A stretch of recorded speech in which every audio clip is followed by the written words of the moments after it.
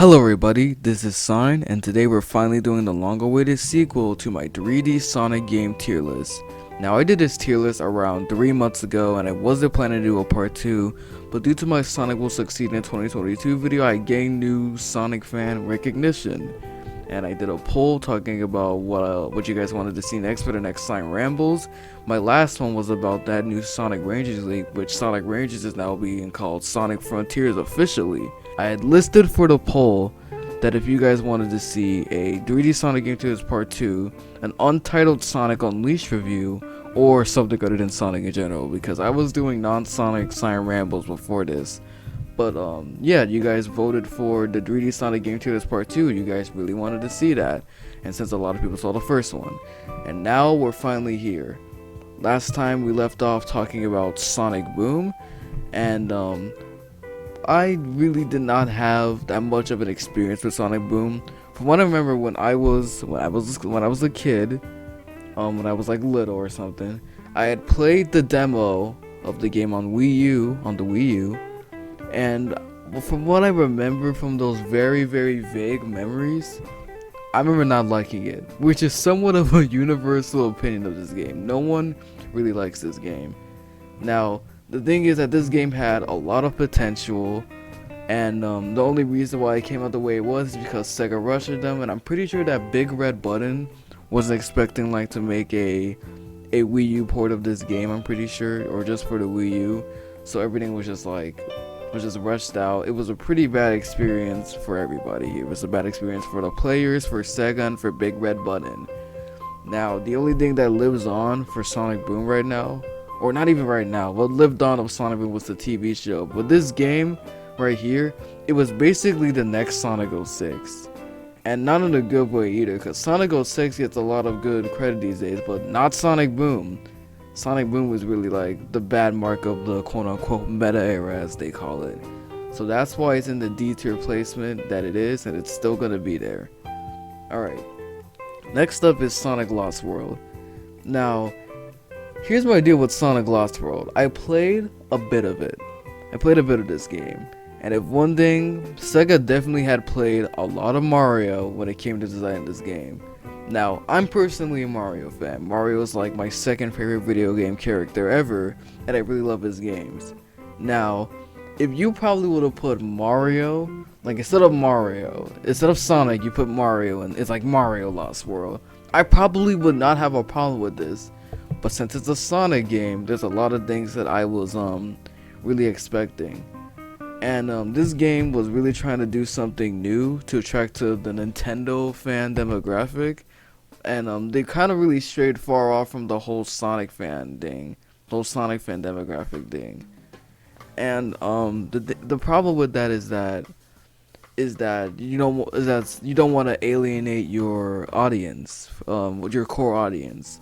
Cause I bet when this game was announced, all the Sonic fans were excited for this. Cause I don't think any Nintendo or Mario fan were having like their hopes up in like 2012 or whenever the heck this game was revealed that they were gonna play the new Sonic. But enough about like what this game basically was trying to be. The game itself, it doesn't feel like a Sonic game at all. And my thing is, it has elements that are really interesting, like the parkour system. I really like the parkour system, the ledge grabbing, the wall running. I thought it was pretty alright.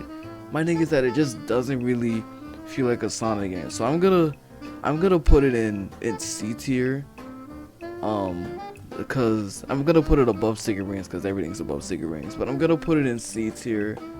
Unlike most Sonic fans, I don't think Lost World is the worst thing ever. There's more stuff worse than probably, well let me see here.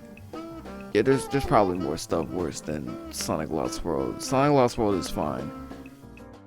Hey guys, this is Editor Sign here, and I wanted to elaborate more on Sonic Lost World because more stuff had occurred to me when I started to record the footage for Sonic Lost World. That yes, this game does not really play like a Sonic game, and yes, the game isn't horrible, but I also want to elaborate on some of the things that I like, other than just the parkour system. The game looks really, really great. It has these like vibrant colors going on. Now, a lot of people might say that this style is very childish, and yes, I can see that, but I kind of really like that style. And also, when I said earlier that this game doesn't feel like a Sonic game, what I meant to say is that it doesn't play like a Sonic game. Does it still feel like Sonic? Well, Sort of. You're still going fast and you're still collecting rings and you're still doing the mainline Sonic stuff. It's just that the gameplay is very, very different. And even though I'm not like huge on this gameplay, there were some things that I didn't like, some things that I do like. This is just a middle of the road Sonic game. But yeah, I just wanted to elaborate more on Sonic Lost World a bit before we get to the next game. Editor sign out. Next up, we got another banger. We got Sonic Adventure 2. Now this is coming from the perspective of someone who likes Sonic Adventure 1 better than Adventure 2, but that's just my personal preference. But man, I'm not sure if I should put this game in S or high A. I'm gonna be real. I'm gonna be real.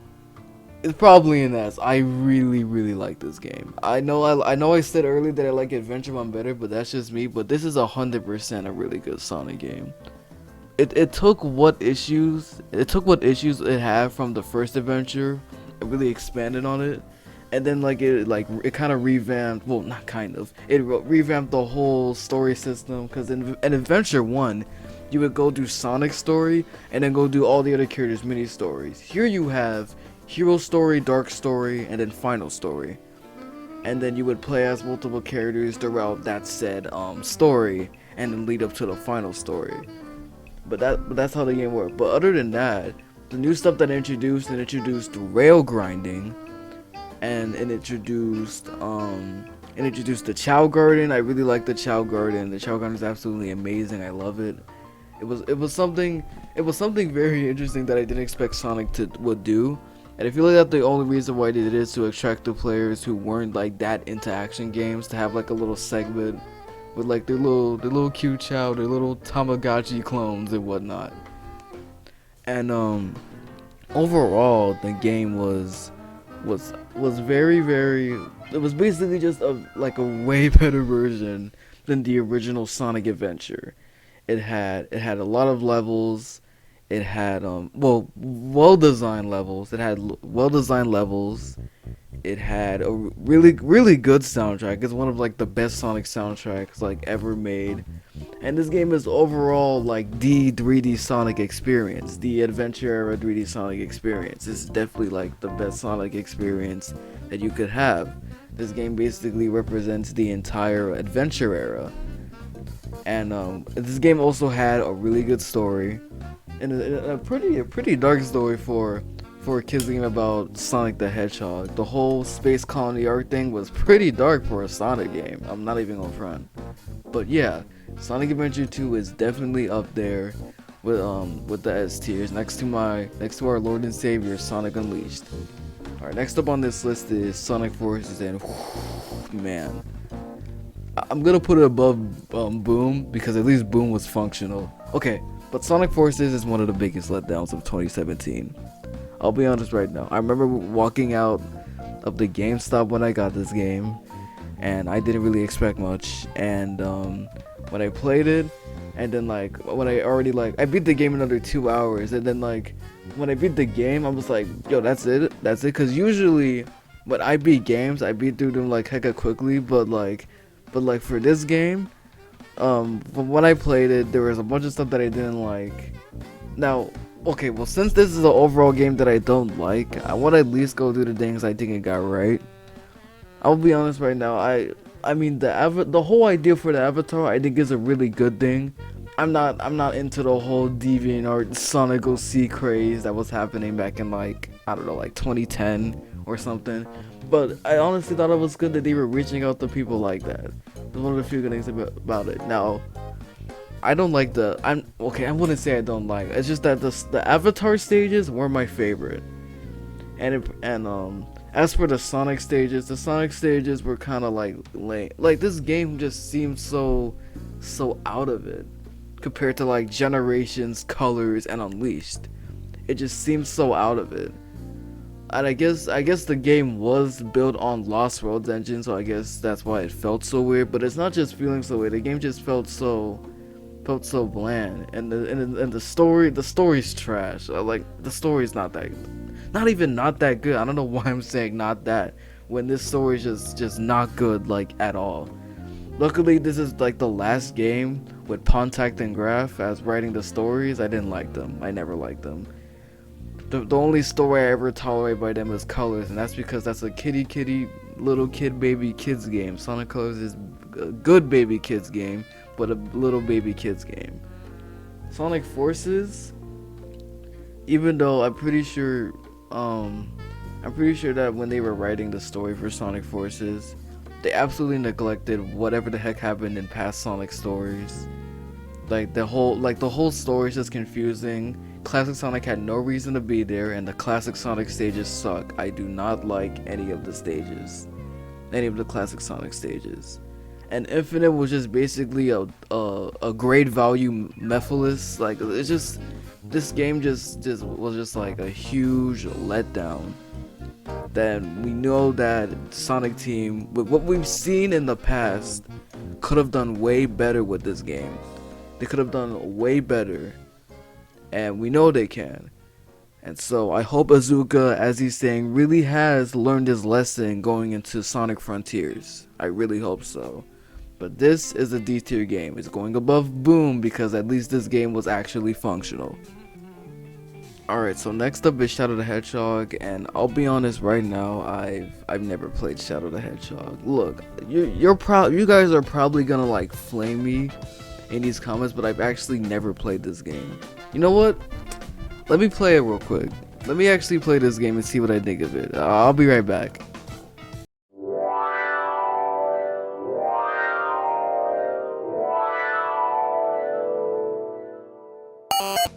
Okay, so I did just play Shadow the Hedgehog, and if I'm being honest with myself, it's a C tier in the middle Sonic game for right now. Now, the game is definitely built off of Sonic Heroes. Sonic Heroes, there was the health bars which are in this game, the same models. The game just felt very Sonic Heroes-ish, so I just kind of went into that expecting a Sonic Hero style game. Now, this game feels kind of slow. I was dealing with some slowdown, but that is just the emulation. But the game, even without the frame slowdown, it seems pretty slow and sluggish in general. There's times where you can like jump off of like a spring, and then there's these long times where until like you gotta touch the ground. Like it's very slow. And as for like the combat, the jab seems pretty useless, and the only weapons that are worth using are like the giant swords and the guns. But if one thing, this definitely has elements of like first-person shooters, but it's definitely like a weird platformer shooter up hybrid. But the game just feels pretty slow, especially for a Sonic game. Or I mean, you could argue the fact that this is a Shadow game and they're supposed to be way different or something. And also, this is 100% a Halo gun. They definitely played Halo. But anyways, yeah, this game is just the middle of the road, just the middle C tier. It's better than these two though, which is good. Alright, next up is Sonic Adventure. And I mentioned earlier for Sonic Adventure 2, they're like this game better than Sonic Adventure 2. I'm not gonna lie to myself, this is an A tier Sonic game. Now, for Sonic Adventure, for one of Sonic's first 3D outings, I thought it was pretty fine. Like, cause what they tried to do is implement the classic elements into a 3D Sonic, into like a 3D experience. They had Cherry Duty Blast, and Sonic Jam was basically a prototype. And so when they came around and did Sonic Adventure, they didn't just change how Sonic was gonna like play in 3D. They changed Sonic, like how Sonic was gonna feel, how Sonic was gonna look. It was a straight up reboot of, sort of like a reboot of the series. And like everything about this game is pretty great. I know that there's some collision issues here and there, but don't forget that this is around the time where having 3D games were very, like, trying to make a 3D game was very hard. Nintendo had already set up the standard with Super Mario 64, and then Rare with Banjo-Kazooie, and some other games like that. So at one point it was going to be Sonic's turn. They had been experimenting with 3D for a while, but this is Sonic's 3D outing. No rough transition to 3D. It's a pretty great transition to 3D in my opinion. And yeah, this game is definitely an A-tier Sonic game. I love the soundtrack. I love the game's overall aesthetic. I love how silly the cutscenes are. Everything about this game is just amazing. I love this game. Alright, next up is Sonic and the Black Knight. Now, compared to Secret Rings, oh wow, this is hard. I'm gonna say it's a top B tier. Sonic and the Black Knight is a top B tier Sonic game. It's definitely way better than Secret Rings. It's not my favorite either.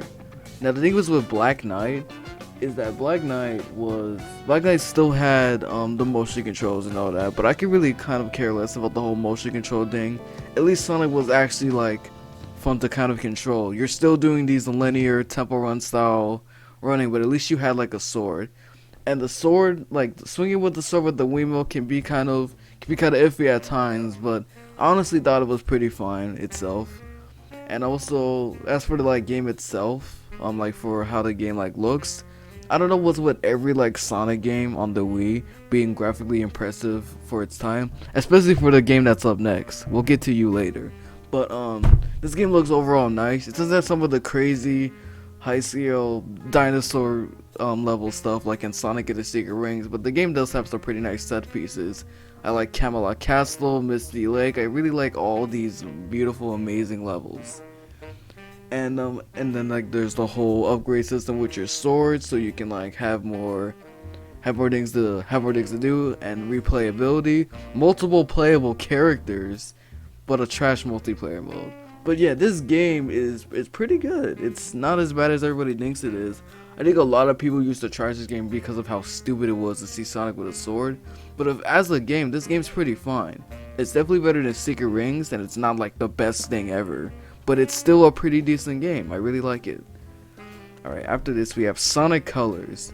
Now, I'm not gonna judge Ultimate like at all, because when my first top tier list was made, Sonic Colors Ultimate was not out yet, and I only had a little of Sonic Colors experience for a bit, like when I returned to the game.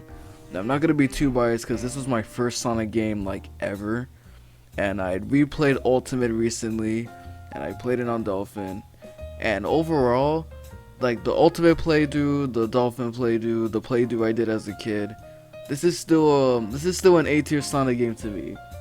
It's very, very special to me. Now I'm gonna try to like not be hecka biased about it, but this was definitely a sort of return to form Sonic game, and the Wisp should have stayed in this game.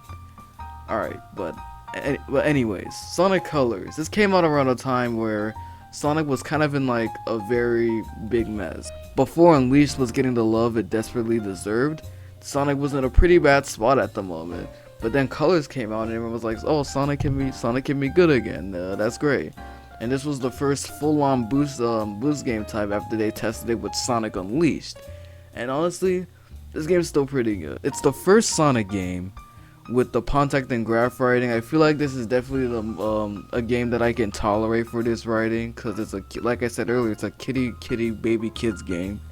And then cause look, you're playing as Sonic.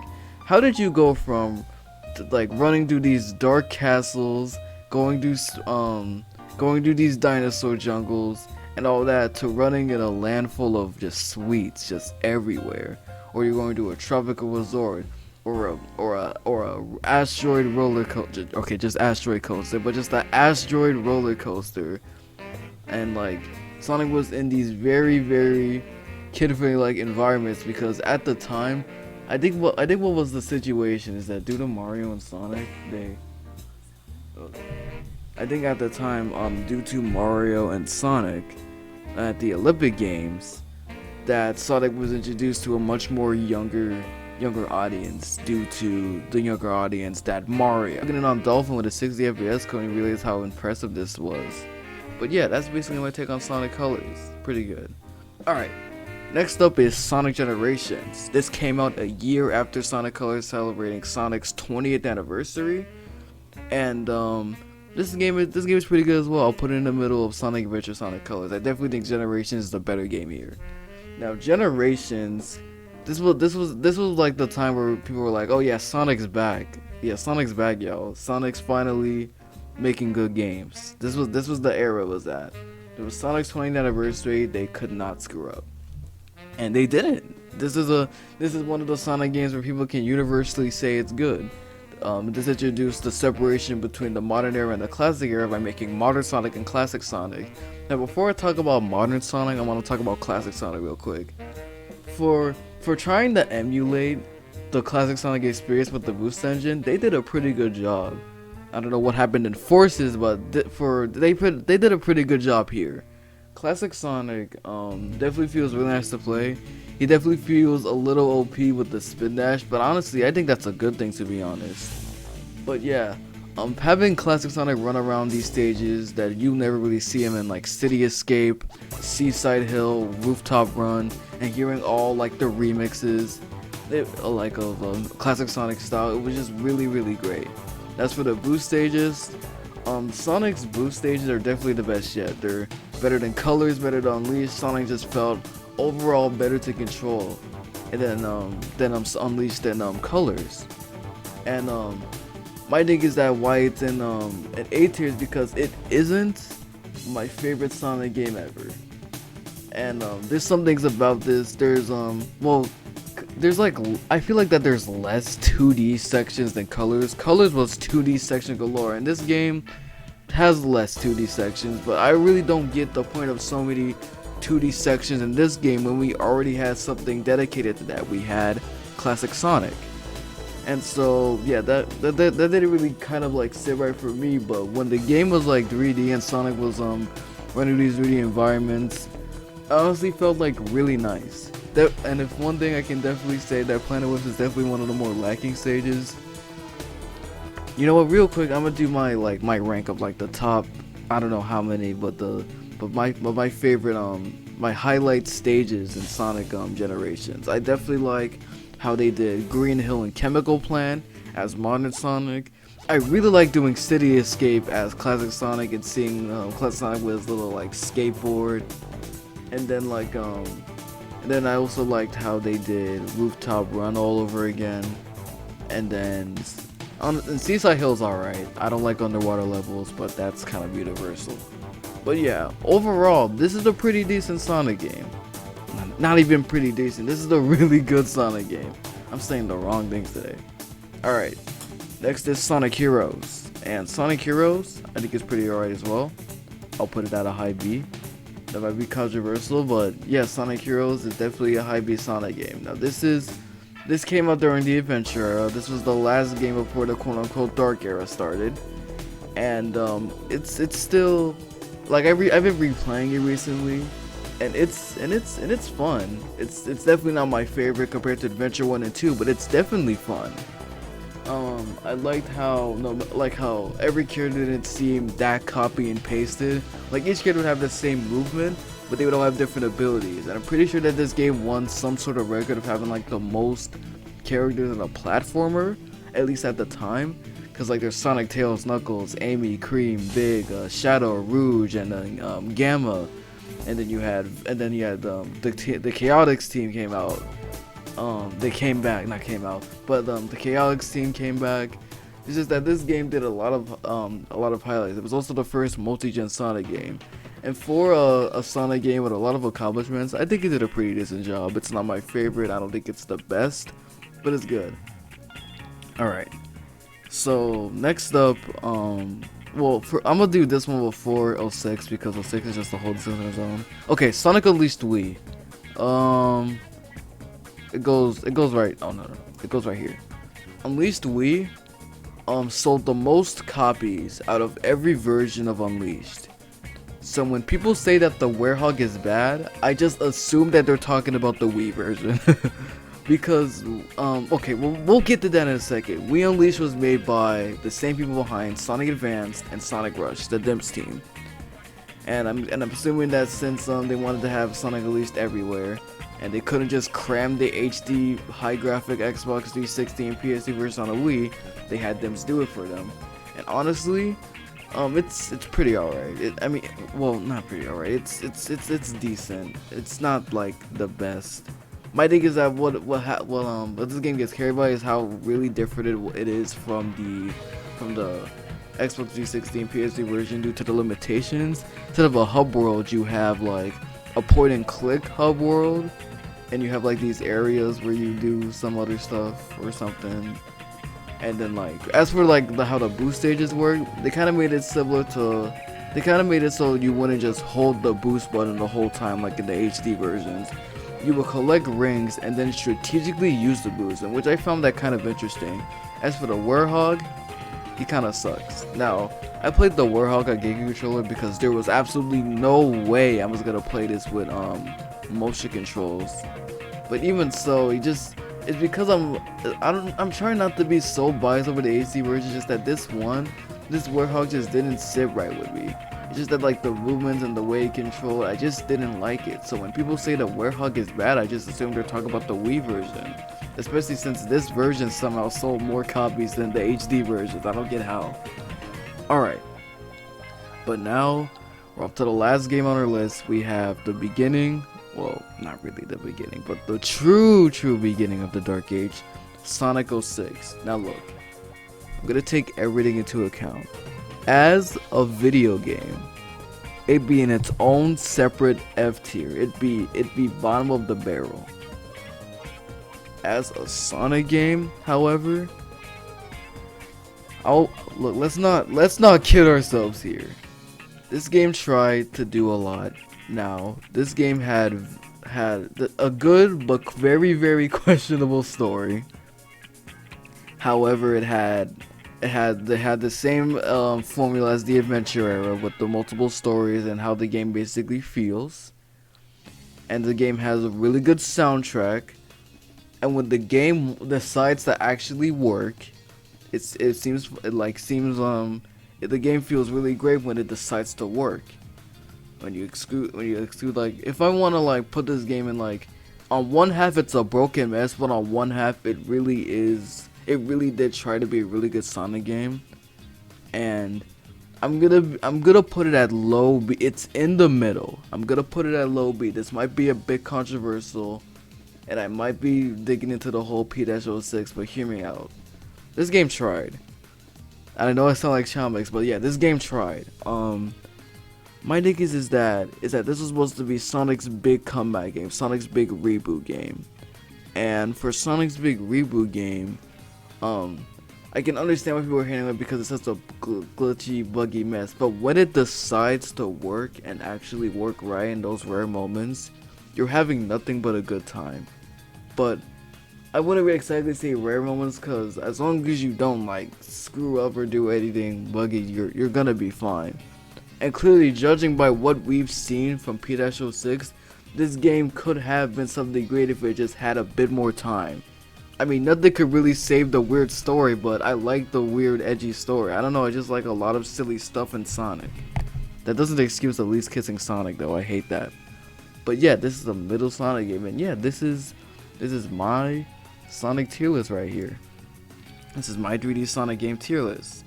Now, I also want to hear from you guys and find out what Sonic games and where would you put these 3D Sonic games, on what spot and why? Let me know down in the comments below. I'll leave a link to the original tier list so you can make your own below. And credit to all of the footage that I used, that weren't mine, all the game footage of the other Sonic games. And yeah, that's about it. Thank you guys for watching, and I'll see you guys in the next video. See ya.